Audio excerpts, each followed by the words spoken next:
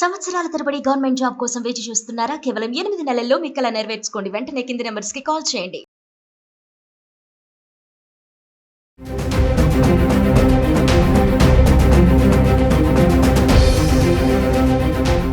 హఫీజ్ అహ్మద్ మాలిక్ ఇతను మరి ఉగ్రవాద ముఠాలకే నాయకత్వం వహిస్తున్న వ్యక్తి.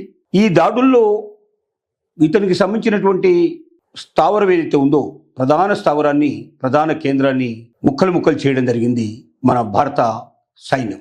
సుమారు 100 కిలోమీటర్ల డిస్టెన్స్లో ఉన్నటువంటి ఈ ప్రధాన కార్యాలయాన్ని కూడా నిన్న రాత్రి జరిగినటువంటి దాడుల లోపల మట్టుపెట్టడం జరిగింది. దీంట్లో ఇతను కూడా మరణించి ఉండొచ్చు అని ఒక వార్త వినపడుతోంది. కానీ ఇంతవరకు భారత ప్రభుత్వం దీన్ని ధృవీకరించలేదు. ఉండే అవకాశాలు కూడా ఉన్నాయనేది మాత్రం మన వార్తా కథనాలు వినపడుతున్నాయి. ఏది ఏమైనప్పటికీ భారత ప్రభుత్వం ప్రపంచ దేశాల్ని కన్విన్స్ చేయగలిగిందని చెప్పడానికి చాలా సంతోషపడాల్సిన పరిస్థితి. ఎందుకంటే డిప్లొమసీ ప్రకారంగా ఇవాళ ఏమవుతుందంటే పాకిస్తాన్ సపోర్ట్ చేసేటువంటి దేశాల్లో చైనా ఒకటే పెద్ద దేశం. మిగిలినవన్నీ కూడా చిన్న చిన్న ఇస్లామిక్ కంట్రీస్ మాత్రమే, కొన్ని ఇస్లామిక్ కంట్రీస్ మాత్రమే, కొన్ని కంట్రీస్ మాత్రమే సపోర్ట్ చేస్తున్నాయి. ఇరాక్ లాంటిది, ఇలాంటి చిన్న చిన్న దేశాలు సపోర్ట్ చేస్తున్నాయి. మిగిలిన దేశాలన్నీ కూడా భారతదేశానికి వెన్నంటి ఉన్నాయి. మేము మీ వెనక ఉన్నాం, మీరు ముందుకు వెళ్ళండి అని ప్రోత్సహిస్తున్నాయి. ఈ రకంగా ఒక డిప్లొమసీ తోటి మున్నెన్నడూ లేని విధంగా ఇటు అమెరికా, అటు రష్యా, ఇటు యూరోపియన్ కంట్రీసు అందరి యొక్క సహకారం తీసుకొని మేము పాకిస్తాను పౌరుల్ని చంపాలనే ఉద్దేశం మాకు లేదు, పాకిస్తాన్ని ఆక్రమించుకోవాలనే ఉద్దేశం మాకు లేదు.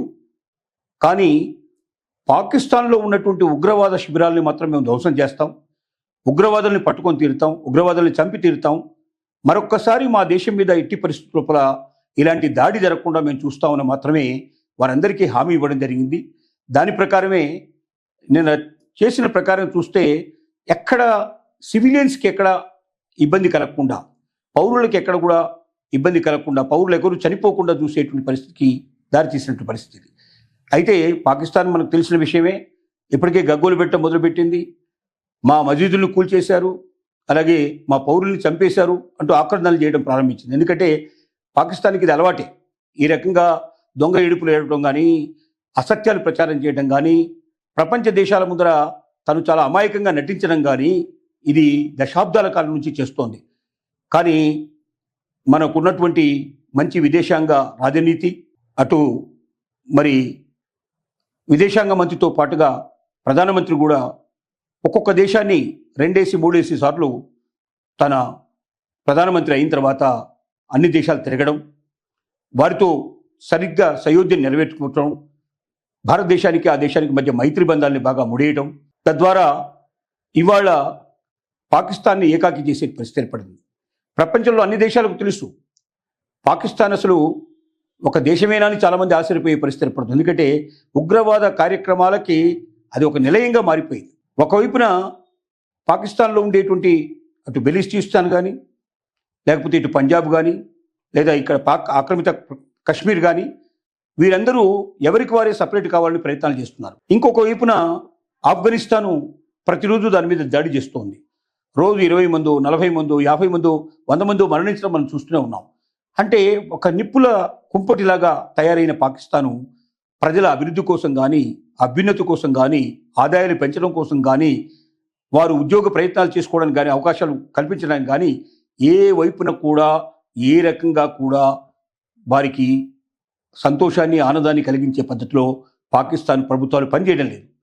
పాకిస్తాన్ ప్రధానమంత్రిగా ఎవరు వచ్చినా, అలాగే అక్కడ ఆర్మీ చీఫ్ ఎవరు వచ్చినా ఎంతసేపు భారతదేశం మీద కసి, ద్వేషాన్ని నింపడానికి ప్రయత్నం చేయడం, కత్తులు నూరడం, దాడులు చేయడం, కొంతమందిని చంపేయడం, తద్వారా వారు రాక్షసానందాన్ని పొందే ప్రయత్నం చేస్తున్నారు తప్ప ఏ రకంగా కూడా ప్రజల్ని పరిపాలించడం, ఆనందంగా సంతోషంగా ఉంచడానికి ప్రయత్నం చేయడం లేదు. ఒకవైపున పాకిస్తాన్ మీద ఇవాళ మనం చేస్తున్న పరిస్థితులను చూస్తే సింధు నది జలాల్ని దానికి చేసుకున్నటువంటి ఏదైతే ఒప్పందాలు ఉన్నాయో వాటిని రద్దు చేసింది భారత ప్రభుత్వం. ఒక్కొక్క నదిని డిటాచ్ చేసుకుంటూ వస్తోంది. దానికి సంబంధించినటువంటి జలాల్ని ఎక్కువగా పోనివ్వకుండా కట్టడి చేసే ప్రయత్నం చేస్తోంది. తద్వారా పంజాబ్ లోపల, అలాగే మిగతా ప్రాంతాల లోపల రైతులు చాలా తీవ్రంగా నష్టపోయే పరిస్థితి ఏర్పడుతుంది, పంటకు నీరు దొరకని పరిస్థితి ఏర్పడుతుంది. ఇలాంటి సిచ్యువేషన్ ఒకవైపు నడుస్తూ ఉంది. ఇంకోవైపున చూసినట్టయితే చాలామంది ఆకలి దప్పులతో బాధపడేటువంటి పరిస్థితి వాళ్ళకి ఏర్పడింది. సరైన వైద్య సదుపాయాలు లేవు, సరైన ఆకలి తీర్చగలిగే పరిస్థితి లేదు. ఏ దేశం కూడా అప్పు ఇవ్వడానికి సిద్ధంగా లేదు. మరి భారత ప్రభుత్వం డిప్లొమసీ ప్రకారంగా ప్రపంచ దేశాల నుంచి ఆర్థికంగా ఏ రకంగా అవకాశాలు లేకుండా పాకిస్తాన్ నిర్వీర్యం చేయడం, అలాగే ఆయుధ సంపత్తి కూడా ఏ దేశం ఇవ్వడానికి వీలు లేకుండా కట్టడి చేయడం, ఇలాంటివన్నీ చేయడం వల్ల ఏకాకైన పాకిస్తాను ఇవాళ ఒంటరిగా నిలబడేటువంటి స్థితికి దాదాపుగా వచ్చింది. ఏదో వేళ్ల మీద లెక్కపెట్టినటువంటి కొన్ని మరి ముస్లిం కంట్రీస్ మాత్రమే సపోర్ట్ చేసే పరిస్థితి, ఒక్క చైనా గోడ మీద పిల్లిలాగా ఉండేటువంటి పరిస్థితి ఏర్పడింది. ఎందుకంటే బాహాటంగా చైనా కూడా పాకిస్తాన్తో కలిసి మన మీద యుద్ధం ప్రకటించగలిగే పరిస్థితులు లేదు. ఎందుకంటే ఇవాళ అమెరికాకు చైనాకు మధ్య జరుగుతున్నటువంటి ట్రేడ్ వార్ లోపల ఒకవైపున నలిగిపోతున్న మరి చైనా ఇప్పుడు ఈ రకమైన యుద్ధంలో పార్టిసిపేట్ చేసినట్టయితే, భారతదేశం యొక్క మిత్రత్వాన్ని కూడా కోల్పోయినట్టయితే అక్కడ మరి తన ట్రేడ్ని కంటిన్యూ చేసుకోగలిగే పరిస్థితి కానీ, తమ వస్తువులు అమ్ముకోగలిగే పరిస్థితి కానీ, తద్వారా వచ్చేటువంటి ఆదాయాలు తమ ప్రభుత్వం ద్వారా ప్రజలకు అందించేటువంటి పరిస్థితి కానీ లేకుండా పోతుంది. కాబట్టి ఈ భయానకమైన స్థితిలో చైనా ఎట్టి పరిస్థితుల లోపల పాకిస్తాన్కు డైరెక్ట్ సపోర్ట్ చేసి భారతదేశం మీద యుద్ధం తీసుకొచ్చే పరిస్థితి మాత్రం ఉండదు. ఇండైరెక్ట్గా ఏదైనా కొన్ని ఆయుధాలు అట్లాంటివైనా సప్లై చేసే అవకాశాలు ఉండొచ్చు. అంత మాత్రం చేత పాకిస్తాన్ను ఏదో గొప్పగా అవుతుందని అనుకోవాల్సిన అవసరం లేదు.